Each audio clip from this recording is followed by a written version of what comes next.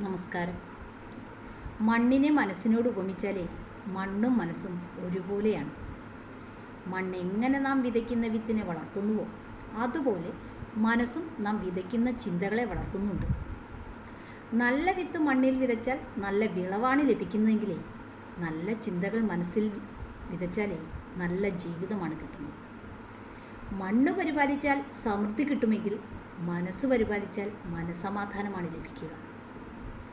മണ്ണിലെ കൃഷികൾക്കിടയിൽ കളകൾ വളരാതിരിക്കാൻ കൃഷിക്കാരൻ ശ്രദ്ധിക്കുന്നത് പോലെ മനസ്സിലെ കളകളാകുന്ന നെഗറ്റീവ് ചിന്തകൾ വളരാതിരിക്കാൻ നമ്മളും ശ്രദ്ധിക്കണം. മണ്ണിൽ നട്ട ചെറിയ വിത്താണ് വലിയ ഫലവൃക്ഷമായി തീരുന്നത്. അതുപോലെ മനസ്സിൽ നട്ട ചെറിയ നല്ല ചിന്തയാണ് നന്മകൾ നിറഞ്ഞ ജീവിത വിജയമാകുന്നത്. മണ്ണും മനസ്സും പരിപാലിച്ചാൽ മാത്രമേ അത് ഫലഭൂയിഷ്ടമായി തീരൂ.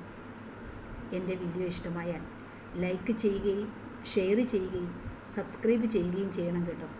നന്ദി.